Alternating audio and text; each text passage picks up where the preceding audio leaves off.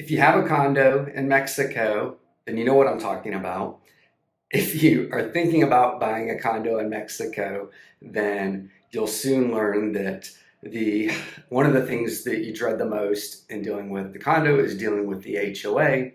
And uh, and today we have our HOA meeting. Our condo association is 5 years old now, so we kind of have things running in about as smooth a way as you can. If you're buying into a condo development, there's a lot of growing pains because everybody has their own ideas of how things should run. And over the first couple of years, people, as they want to do things a certain way, and as they figure out that other people don't want to do it that way, a lot of times people have meltdowns, and you have to kind of learn to get along and compromise. And we are still learning those same lessons 5 years into our condo development. Today we're going to have this meeting, and hopefully things won't be too painful. I've got the things that you need. I've got the agenda here. We've got our budget from last year, our budget proposal. We've got the forms for nominating our SC, your surveillance committee, or your vigilance committee. The surveillance committee is a group of 2 to 5 people that the job of them is to oversee the admin, make sure that the building is running smoothly and the admin is following the decisions of the General Assembly, the meeting. But oftentimes the SC takes on these unrelated roles, which is kind of surveilling other owners. So it's important to know what the surveillance committee is supposed to do. We're a proxy vote for an owner who's not going to be there today, so they've given us their proxy form. For Allie and myself, I mean, we have a mostly hands-off approach to dealing with our condo and the association. It's like voting for president or senator or whatever in the United States. We kind of go in, we're going to vote, and then whatever happens, happens, and we'll just roll with it. For the most part, common sense generally prevails.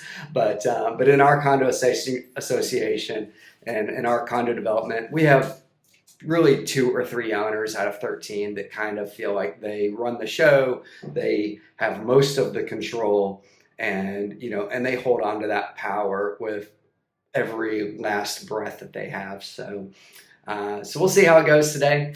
I'll let you know in a couple hours. All right.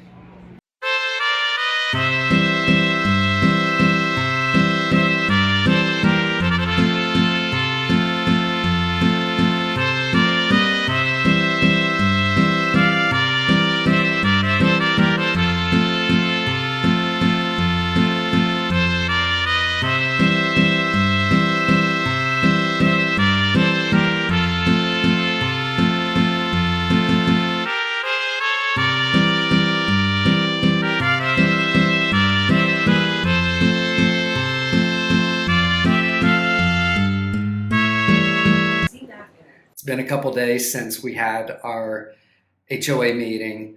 Allie actually, she's on the SC for this year, so she's at a meeting right now with the other 4 owners, and thought that it'd be a good opportunity to kind of go over a few things for people that are thinking about buying again, or that have purchased and maybe haven't had an HOA meeting yet. So hopefully I can help you out. Well, all meetings are in February because that's when the majority of owners are there, and the HOA meetings have to be done in person.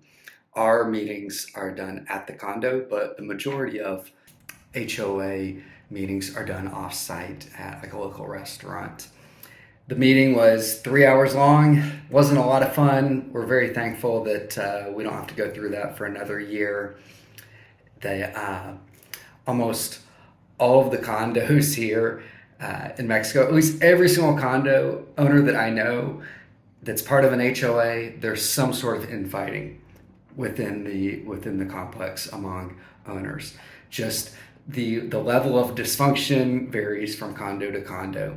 We're fortunate that that everyone pays their dues in our condo. We don't have any complete deadbeats. For the most part, people can walk through the condo and there's not any terribly bad blood among any of the owners. Allie and I feel like we don't have any problems walking throughout the condo, even though we disagree with some of the owners' general disposition about certain things. But here's a couple tips if you're thinking about buying a condo here. I would say the first one is to read the Guerrero condo law, translate it if you need, but there's a lot of good stuff in there about how condo HOAs can operate. And there's certain things with as far as like voting. Some things you need 75% vote. Some are only a simple majority. There's rules about who can run for the SC or be president. There's rules for if someone doesn't pay their dues, how you move forward in that. And then there's rules for what rights you have as an owner in your unit. So I would definitely say that's the most important thing is reading that Guerrero law. And if you're thinking about buying, you definitely want to talk to as many owners as you can before you purchase. This will really help you see if it's a manageable situation as far as, if you're going to go in and things are running okay and there's not a lot of problems that are going to make your life completely miserable in living or renting that condo. So those are the main suggestions that I would have. If you have a condo here, I'd love to hear your horror stories. We can trade some, but like I said, overall, we feel fortunate that really there's only a couple of owners that are a little bit out there, and we manage fairly well. So it's all good. Like I said, Allie and I, it was a 3-hour meeting, and our contribution is pretty minimal because we know where we stand on everything, and we leave the rants to other people. So anyways, but that's my rant. So hopefully this helped you. All right, take care.